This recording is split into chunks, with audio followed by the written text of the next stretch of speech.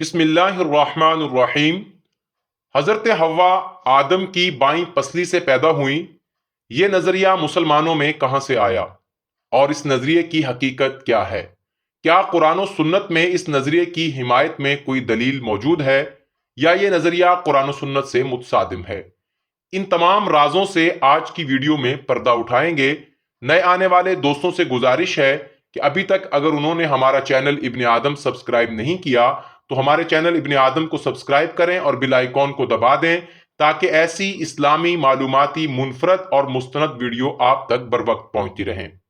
دوستان عزیز، عظیم مفسر قرآن ابو العلا مودودی تفہیم القرآن کی جلد نمبر 1 سورہ نساء کے حاشیہ نمبر 1 کے تحت لکھتے ہیں کہ خلق منہا زوجہا کی تفسیر میں مفسرین اکرام نے وہی رائے پیش کی ہے جو رائے بائبل میں موجود ہے کہ اللہ تعالیٰ نے حضرت حوا علیہ السلام کو حضرت آدم علیہ السلام کی پسلی سے پیدا کیا ہے۔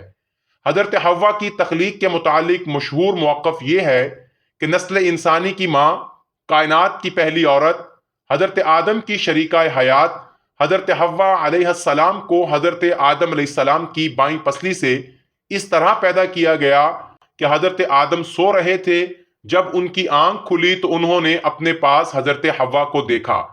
جب انہوں نے اپنی ہی طرح گوشت، پوشت اور ہڈیوں کا ڈھانچہ دیکھا تو ان کے دل میں حضرت حوا کی محبت اور انس پیدا ہو گیا۔ پھر پروردگار عالم نے حضرت حوا کو حضرت آدم کے نکاح میں دے دیا اور جنت میں رہائش اختیار کرنے کا حکم دیا۔ دوستان عزیز، جدید میڈیکل سائنس اس تخلیق کے بارے میں کیا کہتی ہے؟ اناٹومی کے ماہرین کہتے ہیں کہ انسان فطرتی طور پر متجسس ہے جو صرف معلومات میں دلچسپی لیتا ہے۔ مشاہدے اور تحقیق سے اس کا کوئی تعلق نہیں ہوتا۔ وہ دماغ کو بھرنے کے لیے، کچھ نیا سیکھنے کے لیے بھی دل لگی کے واقعات کو ہی پسند کرتا ہے۔ وہ اس بات کو سن کر خوشی محسوس کرتا ہے کہ عورتوں کی پسلیاں مردوں کی پسلیوں سے زیادہ ہوتی ہیں، لیکن معاملے کو جاننے کی کبھی کوشش نہیں کرتا۔ حالانکہ یہ بات ثابت شدہ ہے کہ نارمل پیدا ہونے والے مرد و عورت میں ہمیشہ پسلیوں کے 12 جوڑے ہی ہوتے ہیں، جو کہ کل 24 پسلیاں بنتی ہیں۔ اور ویسے بھی اللہ تعالیٰ کے پاس اس مادے کی کوئی کمی نہیں تھی جس سے اس نے آدم کو پیدا کیا تھا کہ اب اسے آدم سے ایک پسلی ادھار لے کر حضرت حوا کو پیدا کرنا پڑا۔ اگرچہ بائبل کی تعلیمات ایسی ہی ہیں، لیکن جدید سائنس آدم و حوا کو ایک مادے کی تخلیق ثابت کرتے ہیں جس کی تصدیق جدید سائنس بھی کرتی ہے۔ دوستان مکرم، ان دونوں نظریات کے ساتھ ساتھ ایک تیسرا نظریہ بھی موجود ہے۔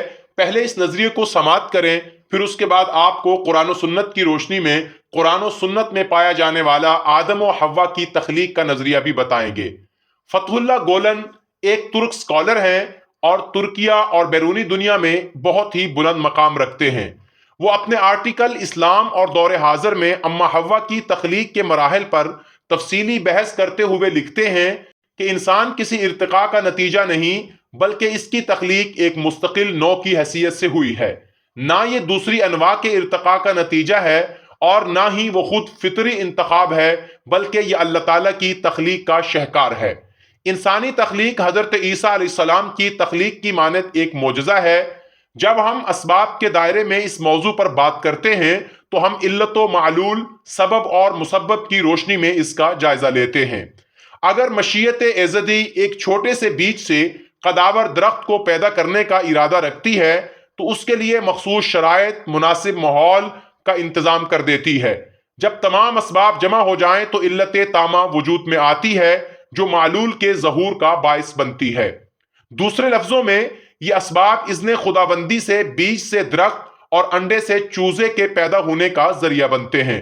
فرض کریں کہ ہمیں اگر ایک جانور سے دوسرا جانور حاصل کرنا ہے تو اس مقصد کے لیے ہم دو ہم جنس جانوروں کو ایک دوسرے سے ملاپ کروائیں گے، اور اگر ہم ان کی جنس بدل دیں یا ان اسباب میں کمی زیادتی کریں تو نتیجتاً پیدا ہونے والی مخلوق عیبدار اور عجیب الخلقت ہوگی۔ اب وہ لوگ جو حضرت حوا کے حضرت آدم کی پسلی سے پیدا ہونے کا اقرار یا انکار کرتے ہیں اور اس پر عقلی اعتراضات بھی کرتے ہیں، ان کو ہمارا جواب یہ ہے، ایک تو فطرتی اصول ہے جسے ہم نے پہلے ذکر کیا، اور دوسرا جواب یہ ہے کہ سورہ نساء میں اللہ تعالیٰ فرماتے ہیں، یا ایھا الناس اتقوا ربکم الذی خلقکم من نفس واحدہ وَخَلَقَ مِنْهَا زَوْجَهَا، اے لوگو اپنے پروردگار سے ڈرو جس نے تمہیں ایک شخص سے پیدا کیا، یعنی اول اس سے اس کا جوڑا بنایا۔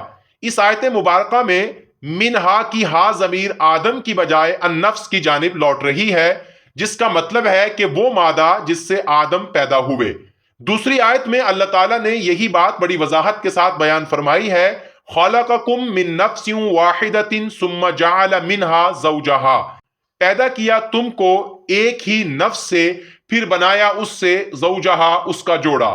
اس سے یہ بات واضح ہوتی ہے کہ اللہ تعالیٰ نے حضرت حوا کو حضرت آدم کے بجائے ان کی ماہیت یعنی مادے اور نفس سے پیدا کیا، یعنی جس خمیر سے آدم کو بنایا تھا اسی خمیر سے اللہ تعالیٰ نے اما حوا کو بھی پیدا کیا۔ دوستان عزیز، اب ان تمام آراء کے ہوتے ہوئے ایک مسلمان کو کس چیز کو تسلیم کرنا چاہیے اور کس پر کامل ایمان رکھنا چاہیے؟ کیونکہ اللہ تعالیٰ اپنی قدرت میں کامل اور آزاد ہے، چاہے تو حضرت آدم کو بغیر ماں باپ کے صرف مٹی کے خمیر سے پیدا کر دے، اور اگر چاہے تو حضرت عیسیٰ کو بغیر باپ کے صرف حضرت مریم کے بطن سے پیدا کر دے۔ جب اللہ تعالیٰ بغیر ماں باپ کے آدم کو اور بغیر باپ کے حضرت عیسیٰ کو پیدا کرنے پر قادر ہیں، تو کسی انسان کو کسی دوسرے انسان کی پسلی سے پیدا کرنا کیوں کر اللہ تعالیٰ کے لیے مشکل ہو سکتا ہے؟ لیکن اب دیکھتے ہیں کہ قرآن مجید میں ان تینوں نظریات میں سے کون سا نظریہ اللہ تعالیٰ نے ذکر کیا ہے، اور احادیث صحیحہ میں ہمیں کس نظریے کے متعلق معلومات باہم ملتی ہیں۔ قرآن مجید میں حضرت اما حوا کو حضرت آدم کی پسلی سے پیدا کرنے کی کوئی وضاحت موجود نہیں ہے۔ جیسے ارشاد نبوی ہے کہ عورت ایک پسلی کی جیسی ہے، اگر اسے سیدھا کرنے کی کوشش کرو گے تو یہ ٹوٹ جائے گی۔ یہاں بھی عورت کو پسلی سے تشبیہ دی گئی ہے، نہ کہ آدم کی پسلی سے پیدا کرنے کا ذکر ملتا ہے۔ اور جن روایتوں میں آدم کی پسلی سے پیدا کرنے کے الفاظ ہیں، ان کی استنادی حیثیت محفوظ اور مضبوط نہیں ہے۔ لہٰذا ایک مسلمان کو حضرت حوا کی تخلیق کے بارے میں یہی ایمان رکھنا چاہیے کہ اللہ تعالیٰ نے انہیں اپنی قدرت کاملہ سے پیدا کیا، چاہے مٹی کے خمیر سے ہو چاہے آدم کی پسلی سے۔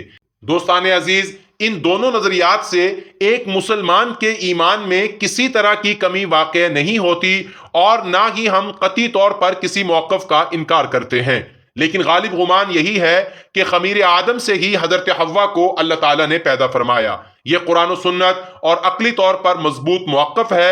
ابن آدم چینل کے معزز دوستو، امید کرتے ہیں کہ آپ کو یہ تحقیقی اور قرآنی معلومات پسند آئی ہوں گی۔